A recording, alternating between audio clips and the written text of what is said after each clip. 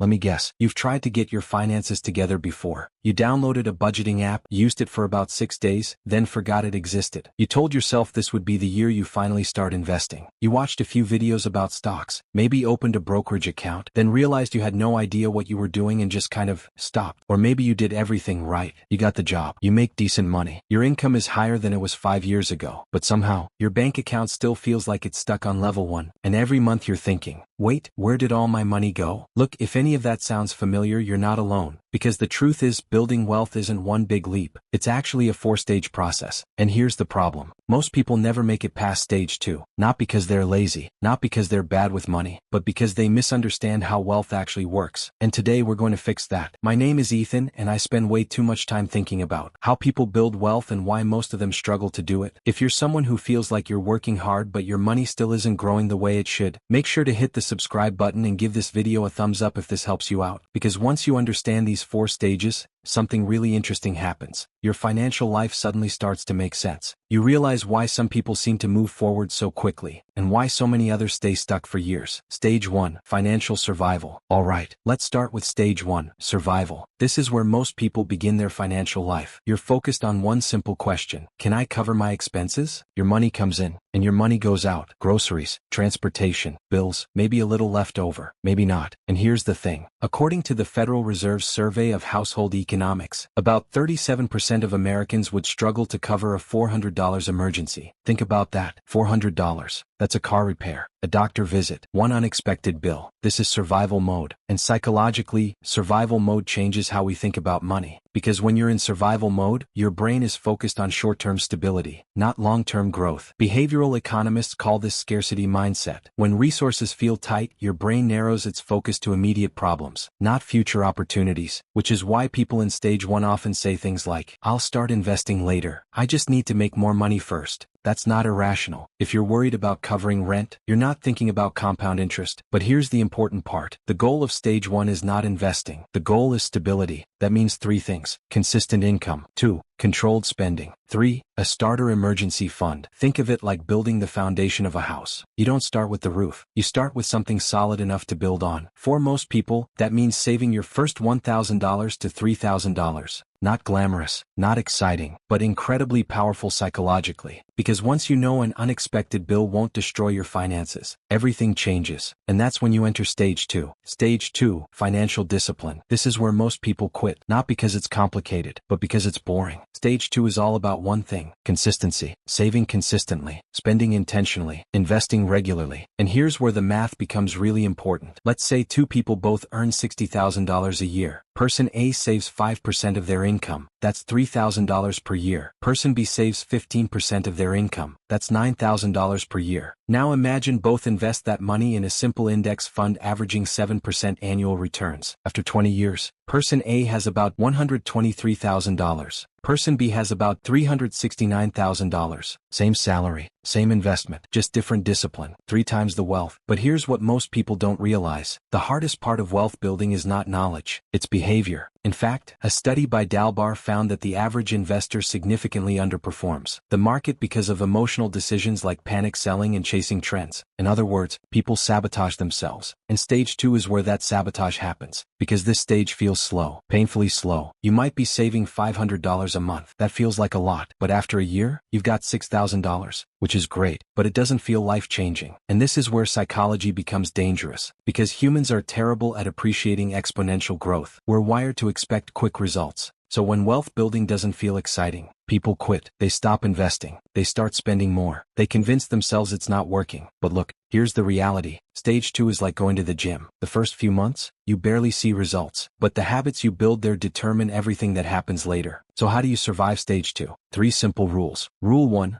Automate everything. If you have to decide every month whether to save money, you won't. Instead, set up automatic transfers to savings and investments. Remove willpower from the equation. Rule 2.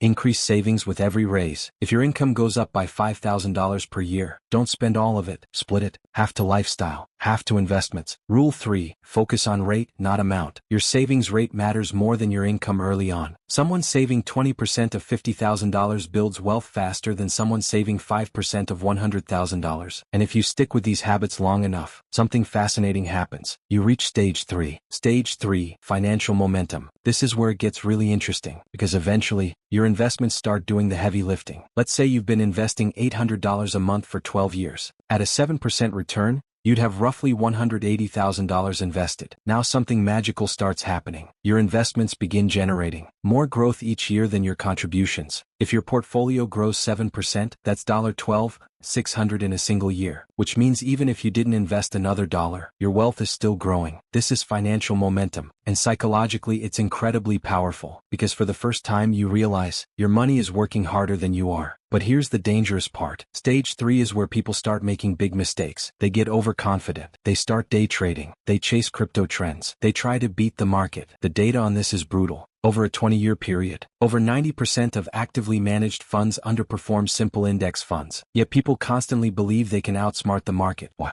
Because success creates overconfidence bias. You think your wealth is growing because you're brilliant, when in reality, it's mostly just time and compounding. So the smartest move in stage 3 is surprisingly simple. Do exactly what you've been doing. Keep investing. Keep your strategy boring. Keep costs low. Because this stage is where compounding starts accelerating. For example, at $200,000 invested, a 7% return adds $14,000 per year. At $500,000 invested, that same return adds $35,000 per year. At $1 million, you're adding $70,000. That's why wealth eventually snowballs. But to reach that point, you have to survive stage 2 and maintain discipline through stage 3, which brings us to the final stage. Stage 4, financial freedom. Stage 4 is where your investments can cover your living expenses. This is often called financial independence, and the math behind it is surprisingly straightforward. It's based on something known as the 4% rule. The idea is simple. If you withdraw 4% of your investments each year, your portfolio has historically lasted 30+ years. So if you want $40,000 per year in passive income, you need about $1 million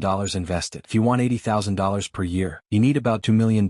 Now that might sound intimidating, but here's what most people don't realize. If you invest $700 per month starting at age 25, at a 7% return, you could reach $1.7 million by age 65, without ever increasing that amount. That's the power of time. But again, almost nobody sticks with it long enough, because stage 2 feels slow. Stage 3 requires patience, and we live in a world that constantly encourages instant gratification. New phones, new cars, lifestyle upgrades, social media comparisons, all pushing you away from long-term wealth, which is why understanding these stages matters so much. Because once you know where you are, you stop panicking, you stop comparing, you stop chasing shortcuts, you just keep moving forward. The big takeaway: building wealth is not complicated, but it is psychologically difficult, because the system works slowly at first, and humans hate slow progress. But if you can push through that early phase, everything changes. You move from survival, to discipline, to momentum, to freedom. And the people who reach financial independence aren't necessarily smarter. They just didn't quit in stage 2. So here's my question for you. Which stage are you in right now? Stage 1, survival. Stage 2, discipline. Stage 3, momentum. Stage 4, freedom. Drop it in the comments. I read every single one. And if this video helped you understand money in a new way, make sure to hit the subscribe button, because every week we break down the math and psychology of building real wealth. And remember, wealth isn't built in one big moment. It's built in thousands of small, boring, consistent decisions. And those decisions compound. I'll see you in the next video.